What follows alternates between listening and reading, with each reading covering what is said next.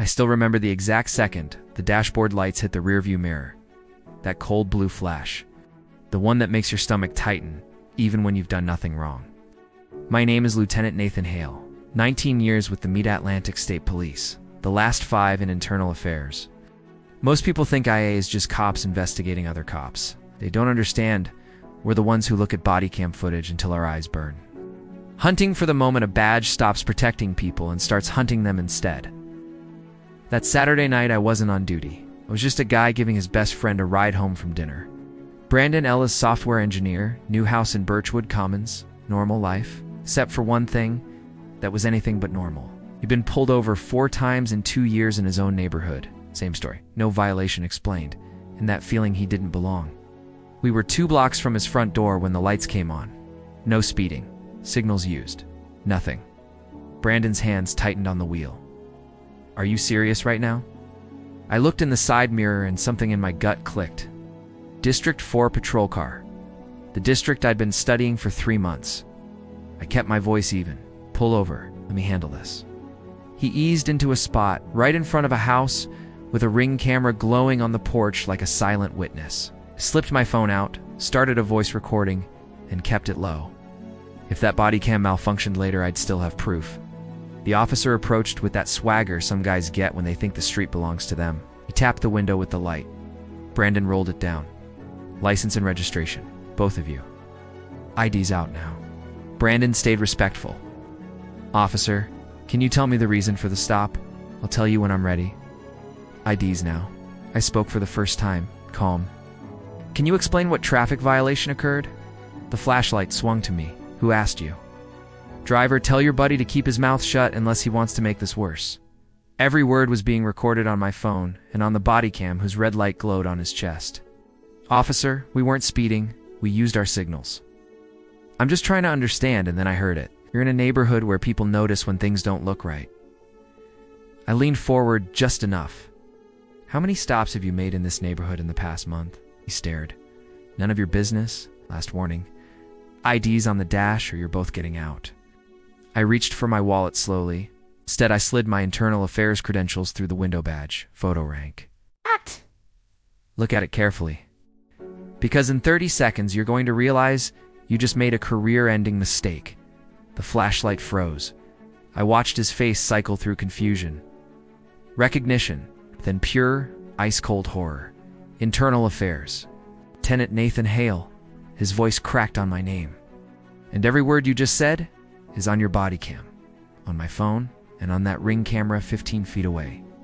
I pointed. I'll ask you again, Officer Harlan. What was the reason for this stop? His mouth opened. Nothing came out. I didn't raise my voice. I didn't need to. You pulled over a vehicle obeying every traffic law. You suggested we don't look right. Would you like to try again? He finally stammered something about the car looking suspicious. I waited. Silence is heavier than any shout. That's what I thought. Name and badge number 4, the record. Officer Kyle Harlan, badge 3172.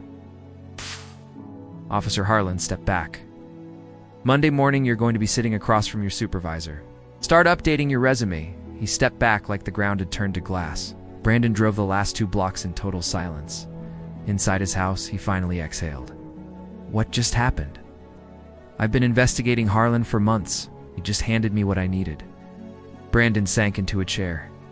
This has happened 4 times in 2 years. I never thought anyone would believe me. I believe you. And now the entire department is going to have to believe you too. Sunday morning, I was at my desk before the sun came up. I pulled every stop Harlan had made in 3 years, 1,247 of them. I built the spreadsheet that would end careers, date, time, race of driver, reason given. Then I did the same for his partners. By Sunday night, the picture was worse than I'd feared. These 3 weren't lone wolves, they were coordinating. Personal phone texts routed through the department system by mistake, 1 single stupid error that cracked the whole thing open. Got another one. Nice car. Wrong neighborhood. It's clean, but I'll run him through anyway. They never complain. I called Captain Alina Vargas at home. When I read her the text, she went quiet for a long beat. That's not one bad cop. Out. That's a cancer. Monday, 8 a.m., I walked into Chief Robert Langford's office with 6 months of evidence in a single folder. The chief watched the moment Harlan realized who I was. Watched the swagger collapse. He turned off the monitor and looked at me. How many officers? 3 for certain, possibly 4. Their sergeant signed off on every monthly report. He didn't blink. Build the termination packages. Make them bulletproof. The next 4 weeks I lived in those files. The Saturday night stop where he threatened an IA lieutenant was the final nail. Tuesday morning they called him in. He walked in expecting a reprimand. He walked out unemployed. The termination letter was clinical. Pattern of racially discriminatory traffic enforcement. Effective immediately. He appealed. The hearing room was small, windowless. 3 board members. Harlan and his union attorney. Me, the chief, and department counsel.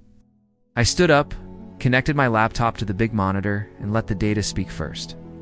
Officer Harlan made 1,247 stops. 82% involved black drivers in a city that is 31% black. The board members' faces changed. You could feel the air get heavier. Then I played the Saturday night recording. I looked straight at the board. This isn't one mistake. This is a 3-year pattern. Harlan stood up. Was keeping those neighborhoods safe? If people don't want to get stopped, they should. He caught himself. We find Officer Harlan engaged in a pattern of racially discriminatory traffic stops. Termination is upheld. I didn't feel triumph. I felt the same tired weight I always feel when one case closes and the data shows more names. 6 months later, real change, mandatory stop data collection, quarterly disparity checks, and civilian oversight. Darnell Cooper, you interviewed me during the investigation. I just wanted to say thank you. Didn't think anyone would believe me. But the data never sleeps. New names keep appearing. As long as officers think they'll never face consequences, I'll keep building cases. If you've ever been pulled over for no reason and felt like nobody would believe, you drop a comment. Accountability shouldn't be a lottery.